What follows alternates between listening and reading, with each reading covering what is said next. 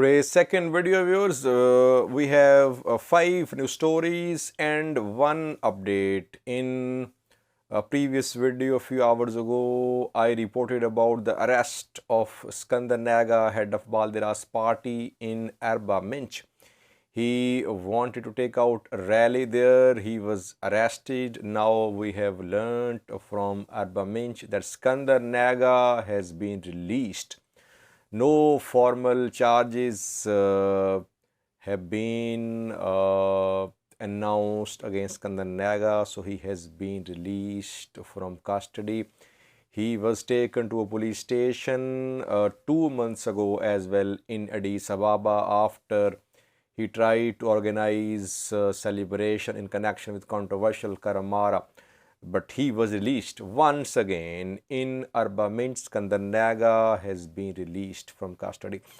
Now it's 5 new stories. Firstly, we saw PM Abiy distribute some food items, ration to some people 2 days ago. Now governments are following suit. We saw a program organized by Addis Ababa government today in connection with Easter holidays, and ration is being given to the people. How helpful is this strategy adopted by Ethiopian government, Addis Ababa government, in releasing the pressure, economic pressure upon the people who are facing the problem of food inflation?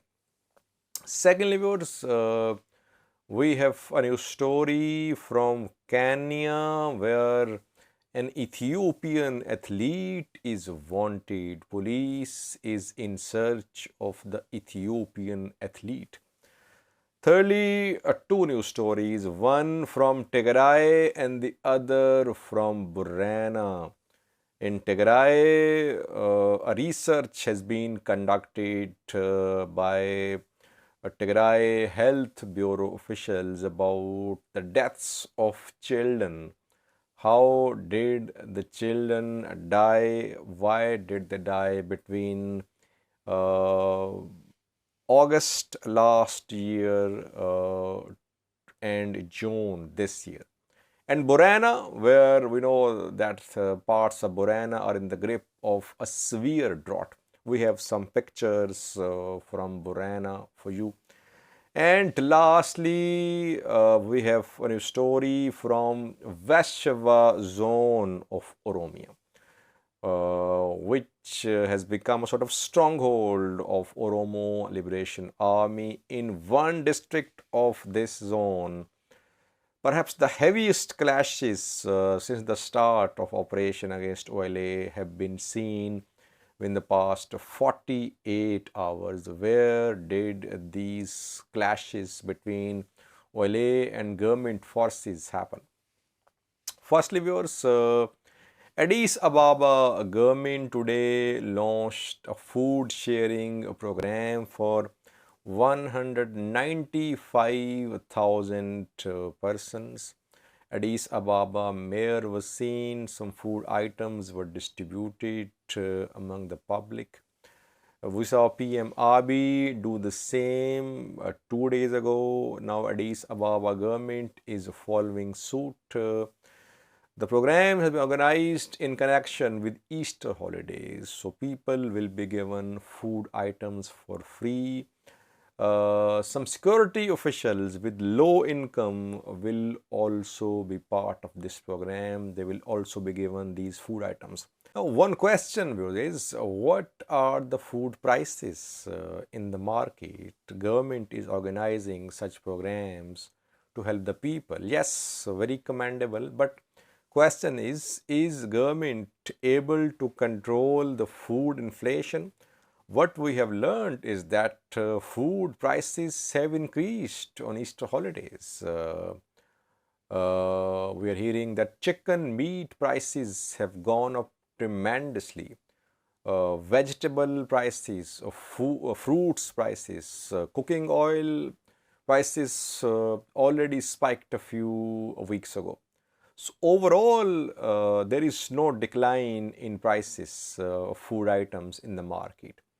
Governments are trying to make amends for this food inflation by launching such food sharing programs. But these food sharing programs, I don't think will make a permanent difference.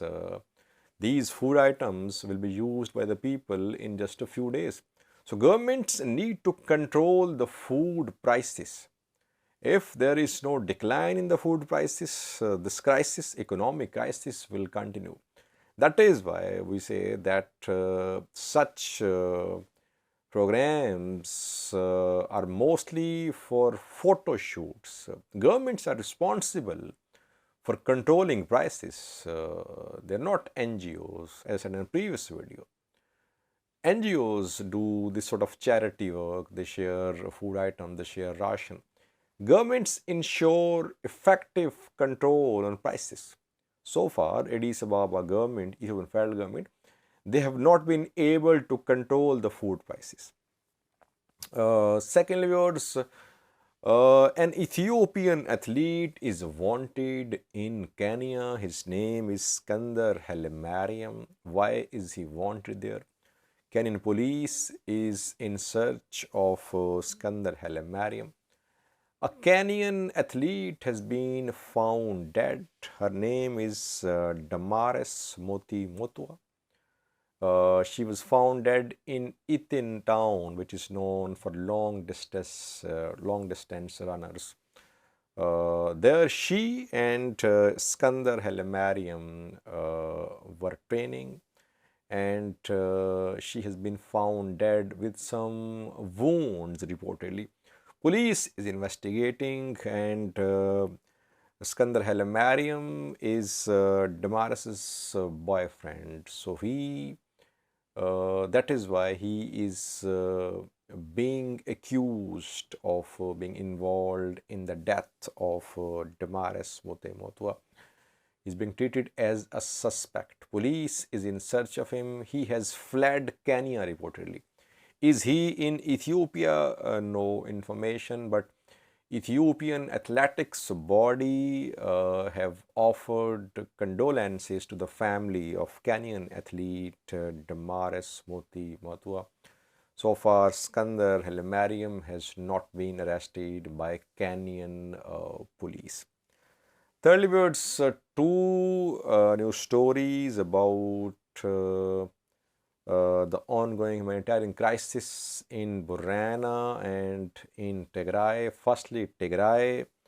Some Tigray Health Bureau officials have conducted a research into the deaths of children. The research claims that around 1,900 Tigrayan children under the age of 5 died due to malnutrition.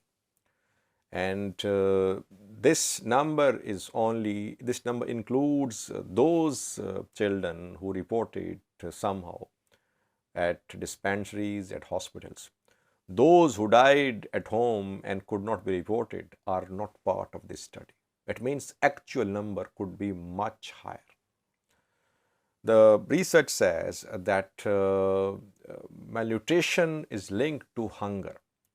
Though deaths from malnutrition have been seen in the past as well in Ethiopia. But the research is linking these deaths from malnutrition to hunger, to the siege. That since Tigray is under siege, no food aid is being allowed to reach the people of Tigray. So families are unable to feed their children. That is why cases of malnutrition are emerging, and some children manage to reach hospitals, others die at home. Catastrophic situation in Tigray. Aid delivery to Tigray is gradually improving, but still 100 trucks on daily basis are required, and around 50 have arrived so far, 50 to 60, in the past 3 weeks since the announcement of truce around 3 weeks ago. Secondly, we have a picture for you from Borena, which is in Oromia. We know that parts of Borena and the Somali region of Ethiopia are in the grip of a drought. Thousands of cattle have perished. People are in need of aid. Have a look at this picture, which is from Taltale district of Borena. Here you can see how locals are plowing the land in Borena. They don't have any cattle to plow the land. They don't have any machinery. So they are using their family members to plow the land. It's very alarming, viewers. Catastrophic situation is being seen in the areas affected by the drought. But the government is focused on the ongoing military operation against Oromo Liberation Army. The operation was launched at a time when there was drought in Borena. So this operation will further make things difficult for the people of these areas. Obviously, if there is fighting, how will aid reach these areas? Lastly, last news story is from Vashava zone of Oromia. We know that southern and western parts of Oromia were always strongholds, but in recent months, OLA has managed to gain ground in Vashava zone as well, situated to the west of Addis Ababa. Now, the heaviest clashes which are being reported in the ongoing military operation against Oromo Liberation Army are being reported in West Shiva zone of Oromia. In the last 48 hours, reportedly in Abuna Gindabarat, fierce fighting erupted between OLA members and government forces. Reportedly, dozens have been killed. Some say hundreds have been killed in this phase of fighting in Abuna Gindabarat and in nearby areas of West Shiva zone. We have received some pictures, videos, very graphic content. We cannot show this content, these pics, videos to you. But what it indicates is that Oromo Liberation Army has tremendous ground presence in Vashava zone, and we have seen statements from Amhara regional government, Amhara groups as well, saying that OLA was sweeping across Vashava. We saw the statements before the start of this operation. Now, it is being seen on the ground that OLA is not retreating from Vashava towards western part of Oromia. It is trying to defend its gains in western Shiva zone. Heavy clashes ongoing, and so far we have not seen any major gains by government forces. Almost 2 weeks have passed. Oromia government had said it would take around 1 month to clean the area, to complete the operation. Almost 2 weeks have passed, and OLA is still in West Shiva, which is its new stronghold. So it's obviously in southern and western parts of Oromia. But if it is holding ground in West Shiva, it means that it has managed to counter this operation. I think if some OLA commanders are captured, and if OLA starts withdrawing from West Shiva towards western Oromia, towards Velegam, then we can say that OLA has come under pressure. But since so far fighting is being reported in West Shiva, in Abuna Gindabarat, in Jildo, in other parts of West Shiva, it means that so far OLA has managed to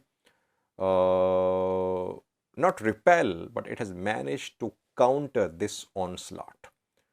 Can we say that this operation against OLA has failed, or that there is a stalemate, that no party has visible advantage? It's too early to conclude, viewers. But so far, OLA is not retreating from its new strongholds. No major OLA commanders have been arrested. And start of some mediation efforts also indicates that the mediators think that the war cannot be concluded by gun. Let's see. We'll keep you updating. Thank you for watching.